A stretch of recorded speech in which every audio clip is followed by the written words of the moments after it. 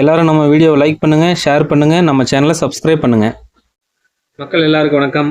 எல்லோரும் எப்படி இருக்கிறீங்க? நல்லா இருக்கிறீங்களா? இன்றைக்கி நூல் மார்க்கெட் பயங்கர டிமாண்டாக இருக்குது. நூல் நிறைய தேவைப்படுது. ரெக்குயர்மெண்ட்ஸ் அதிகமாக இருக்குது. ஆனால் வரத்து ரொம்ப கம்மியாக இருக்குது. ஸோ அதனால் தயவு செஞ்சு எல்லோரும் நூல் ஓட்டி சும்மா வச்சுருக்காதீங்க. நம்மளுக்கு அனுப்பிவிடுங்க. கலரு வெள்ளை எல்லாமே ஓட்டி இருந்தால் அனுப்பிவிடுங்க. நூல் நிறைய தேவைப்படுது. ஏன்னா நம்ம வெளி நிறுவனத்திட்டிருந்து வாங்கி விற்றுட்ருக்கோம். ஆனால் நம்மளுடைய கஸ்டமர்ஸ் சும்மா நூலை வீட்டில் வச்சுட்டுருக்கிறீங்க. ஸோ இந்த மாதிரி டைமில் நூல் அனுப்பி விட்டிங்கன்னா தான் கம்பெனிக்கு ஒரு பிரயோஜனமாக இருக்கும். சரிங்களா?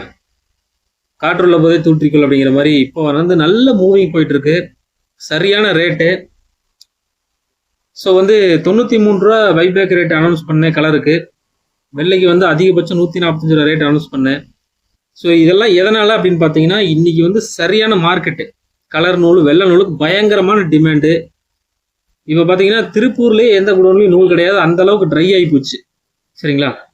இந்த டைமில் நம்ம நூலை இறக்கணும்னா சரியான காசு. சரிங்களா? எனக்கு நீங்கள் செய்கிற உதவி என்னென்னா, இந்த டைமில் தயவு செஞ்சு நூலை அனுப்புவீங்க. நிறையா கையில் பிரிக்கிறதுக்கு நிறைய பேர் பைபேக் வாங்கியிருக்கிறீங்க துணி. அதே மாதிரி மிஷினில் பிரிக்கிறதுக்கு துணி வாங்கியிருக்கிறீங்க. ஸோ எல்லோரும் ஓட்டி வச்சுருக்கிற அளவுக்காவது தயவு செஞ்சு சீக்கிரம் அனுப்புங்க. இப்போ நிறைய நூல் தேவைப்படுது.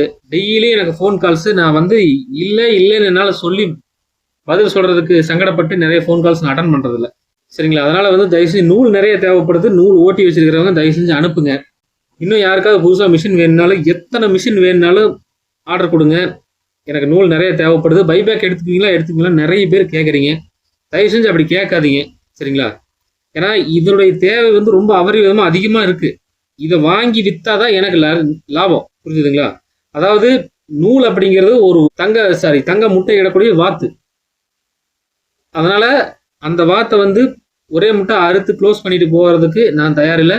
அதிலிருந்து ஒவ்வொரு முட்டையாக ஒவ்வொரு தங்க முட்டையாக வாங்கி அதை விற்று லாபம் சம்பாதிக்கக்கூடிய மைண்ட் செட் தான் நம்மளுக்கு. ஸோ அதனால் பைபேக் எடுத்துக்கலான்னு கேட்காதீங்க. பைபேக் எடுக்கிறதுக்காக தான் நம்ம இந்த ஸ்கீமே அனௌன்ஸ் பண்ணிட்டு இருக்கிறோம். இத்தனை செமி ஆட்டோமேட்டிக் மிஷின் நம்ம விற்றதுக்கு காரணமும் நூல் வரணுன்றதுக்காக தான். இன்னுமே கைகளால் பிரிக்கிறதுக்கு நம்ம துணி அனுப்பிட்டு இருக்கோம் பைபேக்கில். அதுதான் காரணம். என்னென்னா நூல் நிறைய தேவைப்படுதுங்கிறது தான் காரணம். இன்னுமே 10-30 பேரை வச்சு கையில் கொடுத்து பிரித்து வாங்கிட்டு இருக்கிறேன். கூலிக்கு வீடு வீடாக கொடுத்து வாங்கிட்டு இருக்கிறேன். இதுவும் எல்லாமே சேர்ந்து எனக்கு பத்த மாட்டேங்குது. தயவு செஞ்சு நூலை வச்சு ஓட்டி வச்சிருக்கிறவங்க சும்மா வச்சுருக்காதீங்க, அனுப்பிவிடுங்க.